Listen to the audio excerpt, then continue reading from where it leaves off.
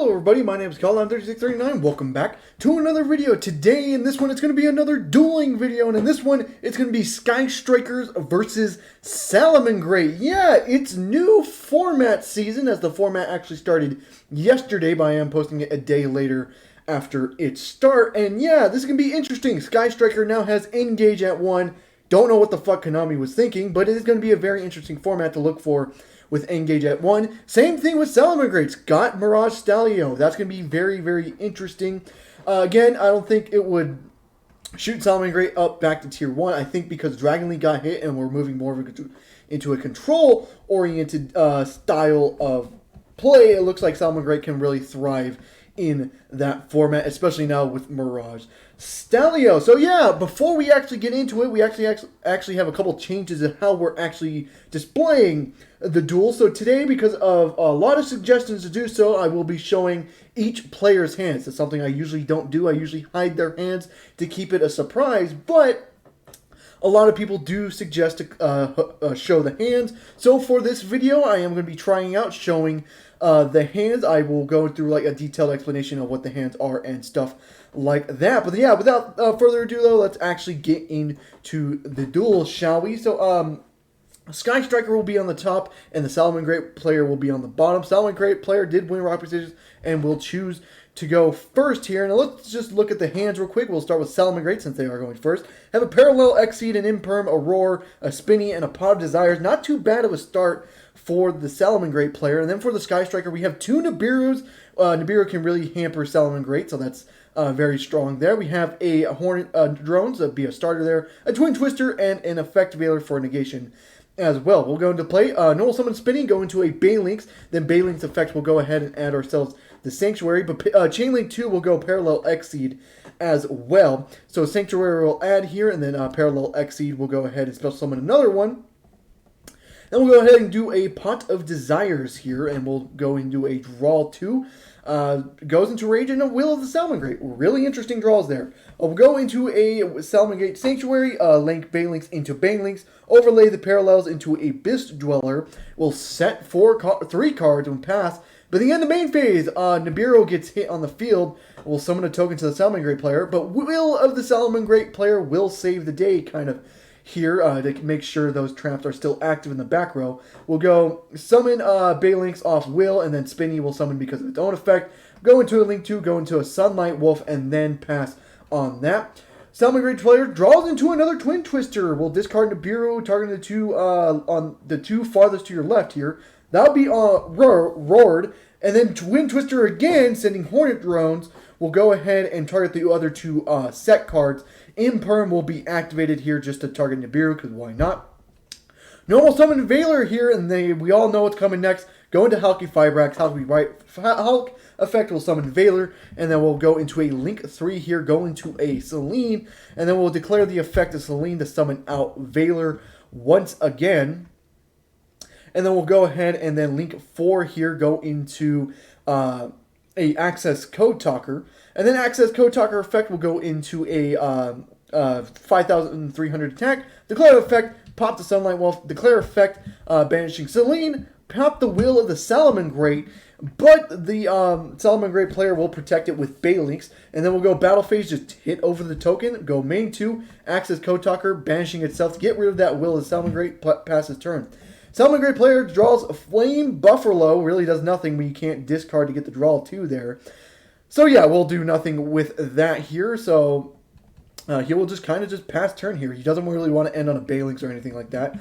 Draw for the Sky Strikers. Draws into multi-roll. A very good card, but not when nothing else is on the field. So now you will pass to him. We'll go draw turn. Salamangreat Circle. That is very, very good there as a top deck. And then the Sky Striker player will actually emit defeat to that. Now that's actually very interesting. Again, he probably had the plays there to kill him anyways. And then, the Sky Striker player was top decking something, But, it's very interesting. Probably might not have killed him there, but, Circle will probably add something like Jack Jaguar, Normal Buffalo, go into Banlinks, then discard Jack Jaguar, draw 2 cards, and depending on what those draw 2s are, could be very, very fatal there. So, yeah, the Sky Striker player will just emit defeat there. We'll go now into Game 2 here. Let me skip ahead just a little bit. Of course, the Sky Striker player actually chooses to go second here with his choice. We'll examine the hands just one more time again. We have a Sea Archiver, a Cosmic Cyclone, a Solemn Judgment, an Ash Blossom, and a Signet Mining for the Salamangreat player. I mean, you got the hand traps and stuff like that, and you know, if Signet Mining actually sticks here, it could be very good. We'll go to this Sky Striker player here. We have called by Nibiru, once again, a very good card against Salamangreat. A Ray, a Veiler, and a Shark Cannon. Very, very interesting there. We'll go Signet Mining, discarding the Sea Archiver. We'll add Gazelle here. Then we'll normal summon Gazelle, declare the effect, and we'll go ahead and dump a Roar here. And then we'll link off a Gazelle, go into a Banlist here, declare the effect of Banlist, which will not be Veiler here. Get the Sanctuary out, link Banlist into another Banlist here to get Roar's effect trigger in Graveyard so it can set itself onto the field. Then we'll set the Cosmic Cyclone and Judgment and just pass turn back to the Salamangreat player, which will draw an infinite impermanence off the top here. Normal Summon Ray will get Judgment.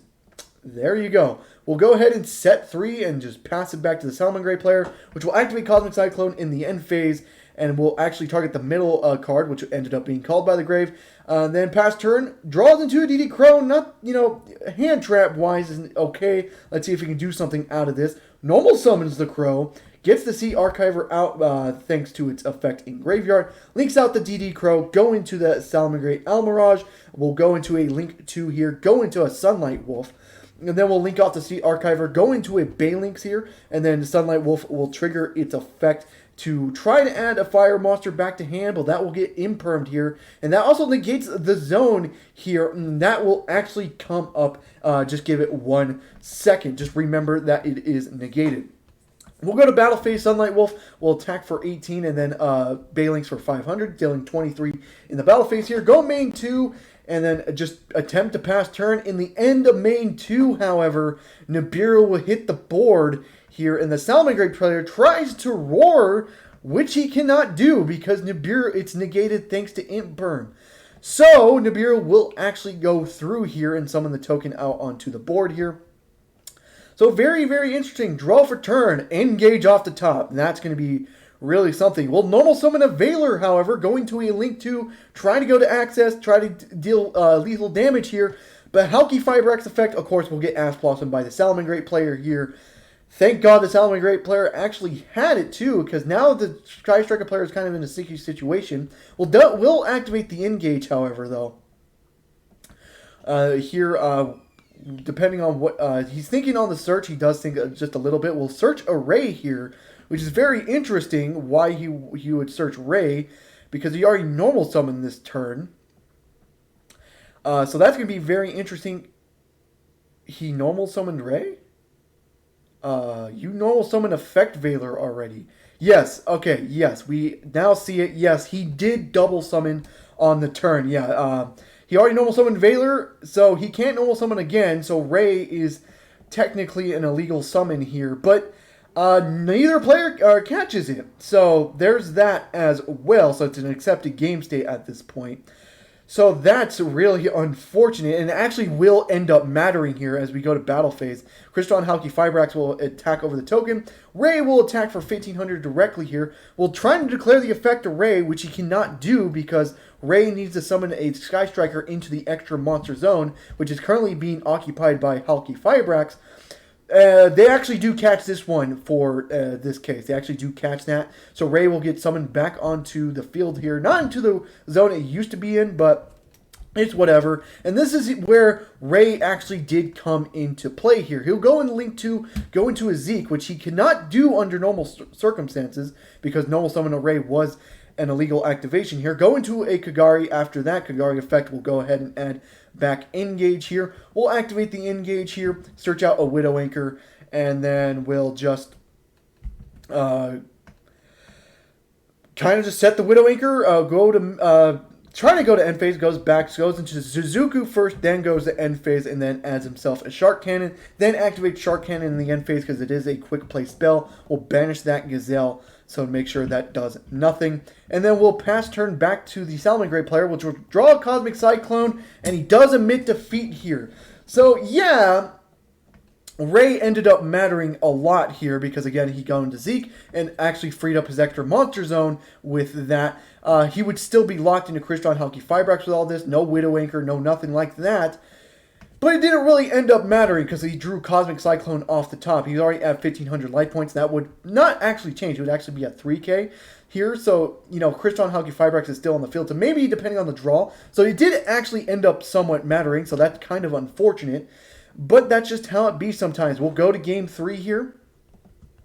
So yeah, unfortunate cheating there caught by, I guess, neither player. Neither player did catch the team. We'll go to game 3 though.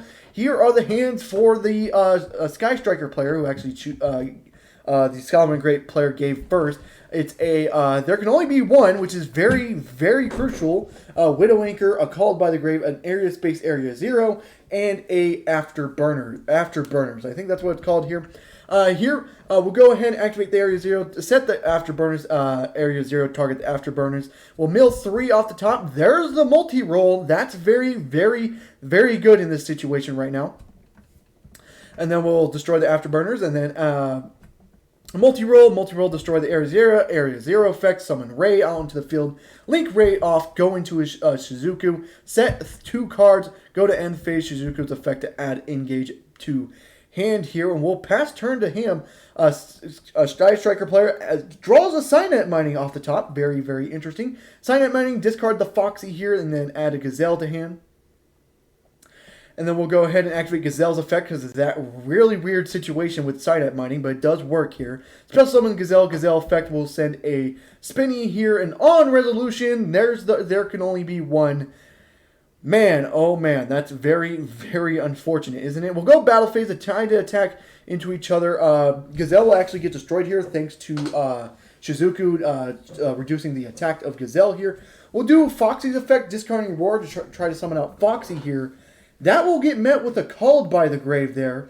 And then the Salamangreat player actually admits defeat there. That is interesting. It looks like he didn't really trust himself having the back row hate. And if he ended up having the Veiler, that was basically somewhat game anyways. So yeah, there can only be one.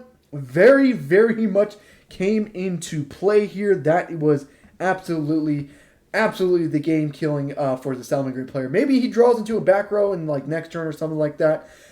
But, basically all his resources are out at this point. He has a Sanctuary in hand, which adds bricks there for him. So, yeah, that is it for the video. I hope you guys did enjoy the video, showing the hands and stuff like that. Unfortunately, there was cheating in this video, but just to make sure you guys catch it, make sure you always catch the cheating there, the double summon and stuff like that. So I hope you guys enjoyed the video. If you did, leave a like. I do upload every single day on Monday, or not every day, every Monday, Wednesday, and Friday. And I hope to see you guys in the next one. Goodbye.